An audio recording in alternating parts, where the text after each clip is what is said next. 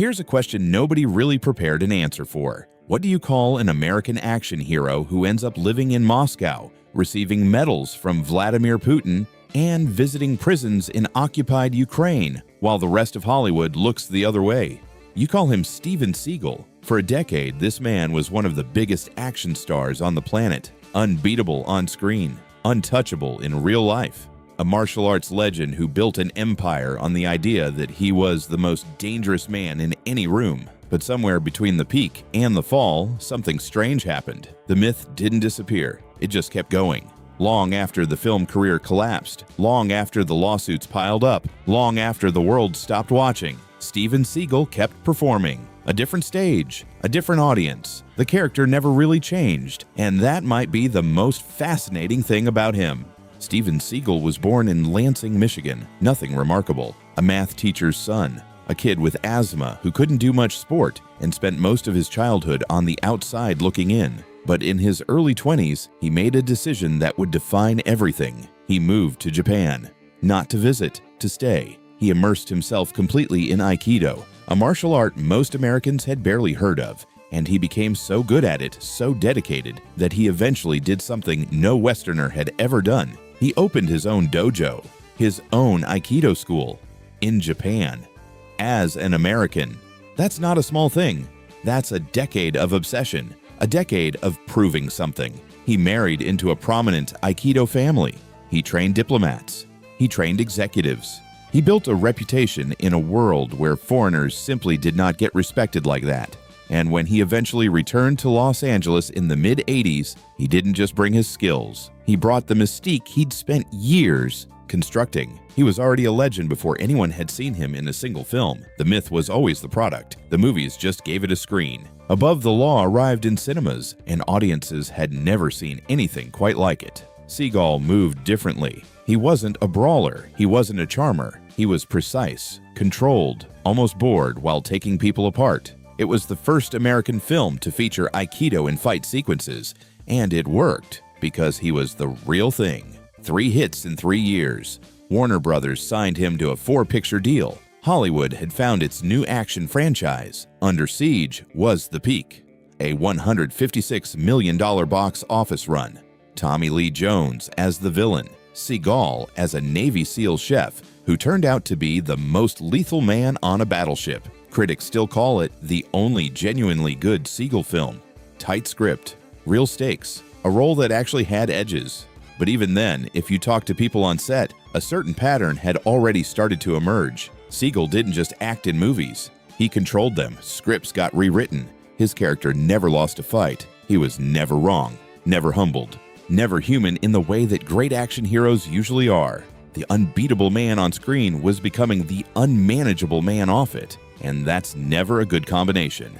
Seagal's directorial debut landed, and it told you everything you needed to know about where his head was. On Deadly Ground was not really an action film. It was a lecture, a long, self-important environmental manifesto with Seagal as the hero, the prophet, and somehow also the most dangerous man in Alaska. Audiences rejected it completely. Critics destroyed it. Warner Brothers looked at the numbers and quietly decided not to renew his contract. And that was it.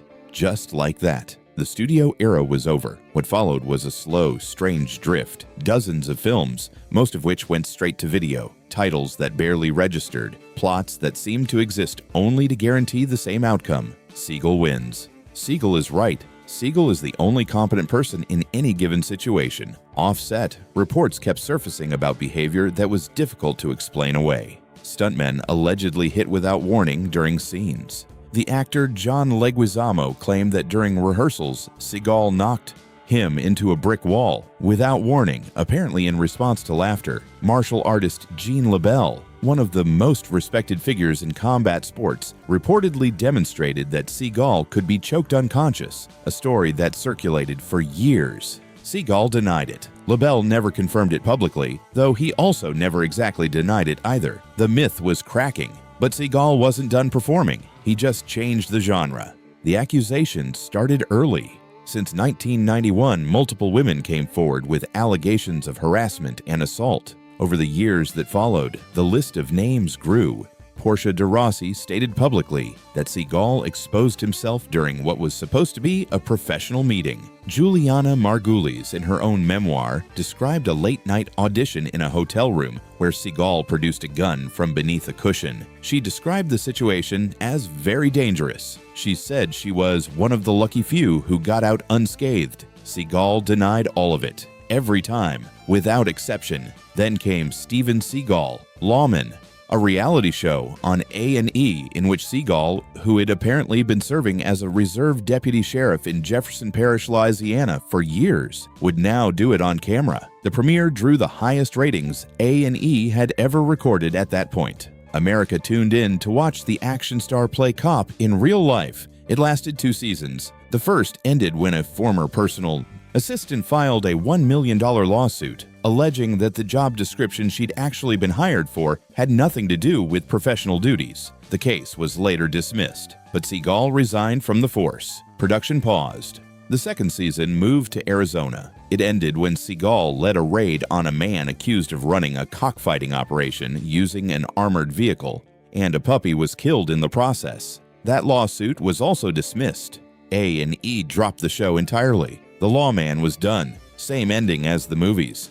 No hero's exit. Here's where the story gets genuinely strange. While his Hollywood career was dissolving, Seagal had been quietly building something else entirely. A relationship with Russia that went far beyond nostalgia for his grandparents' homeland. He'd opened a Planet Hollywood in Moscow back in the 90s when his celebrity still carried weight. He'd spoken warmly about Russian culture for years, but after 2014, when Russia moved into Crimea and the West responded with outrage, Seagal publicly backed the annexation. In 2015, he attended Russia's Victory Day parade in Moscow, at a time when Western leaders were boycotting the event entirely. 2016. On live Russian television, Vladimir Putin personally handed Steven Seagal a Russian passport. The Kremlin called it a symbol of improving relations. Seagal called Putin one of the greatest living world leaders. He'd describe him later as someone he'd like to consider as a brother. The same year, Serbia granted him citizenship too. 2018. Russia named him their special envoy to the United States, a quasi-diplomatic role, reportedly unpaid, covering cultural and humanitarian ties. That same year, Seagal walked off the set of a BBC Newsnight interview the moment the host began asking about the assault allegations. The war in Ukraine started in 2022. Seagal voiced support. He visited a prison in Russian-occupied territory where reports suggest at least 50 Ukrainian prisoners of war had lost their lives. He called it part of a documentary project. Pro-Kremlin voices praised it. 2023. Putin awarded him the Order of Friendship, a state medal. Seagal received it on camera and looked every bit the loyal recipient. Around this same period, the U.S. Securities and Exchange Commission fined him over $300,000 for promoting a cryptocurrency to his followers without disclosing that he was being paid to do it. Reports suggest he relocated to Moscow in part to put distance between himself and that obligation. He has 3 citizenships now: American, Russian, Serbian. And it's worth noting, the man who spent the 90s playing American heroes fighting Soviet villains is the same man who is now a Russian citizen, decorated by the Russian state, living in Moscow. The script flipped completely, and nobody really knows how deliberately. July 2025. News broke that Seagal had resigned as CEO of his last major Russian business venture and was divesting from most of his holdings in the country. No public statement, no explanation. Just a quiet exit from the corporate record. He's 73 years old. He lives in Moscow. He still holds a small stake in a company planning to build an international center of Eastern martial arts. There are other details that linger if you look closely. In 1997, a prominent Tibetan Buddhist Lama announced that Seagal was the reincarnation of a 17th century spiritual treasure revealer, a holy figure reborn in Michigan. Reports at the time suggested that a significant donation to the monastery preceded the announcement. Seagal embraced it fully. He has described himself as Buddhist ever since. He released blues albums. He toured with a band. He collaborated with Stevie Wonder. He marketed a line of knives, a gun collection, and an aftershave called Scent of Action. He was at various points A Hollywood star, a reserve sheriff, a Buddhist tulku, a Russian diplomat, a cryptocurrency promoter, and a guest at occupied Ukrainian detention facilities. Each version performed with total commitment. Each version the most important person in the room. There's a word for someone who disappears so completely into their own mythology that the original person becomes impossible to find. The word doesn't matter. The pattern is clear. Steven Seagal didn't become his own myth by accident. He did it one role at a time. Aikido master, action hero, lawman, holy man, Kremlin ally. And somewhere in the middle of all of it, the question of what was real stopped having a clean answer. Fame is a strange kind of gravity. It pulls toward you what you most need people to believe. For Seagal, that was always the same thing. That he was extraordinary, that he was untouchable, that no matter what happened around him, the lawsuits, the walkouts, the declined contracts, the collapsed shows, the man himself remained exactly what he claimed to be. For a while, enough people agreed that it looked like the truth. But that's what myths do. They hold together until they don't. And then you look back at the whole arc and realize the real story was never the one being performed. Some stars burn out in public, bright and fast and devastating. Steven Seagal just kept walking toward darker skies and somehow convinced himself the spotlight was still following.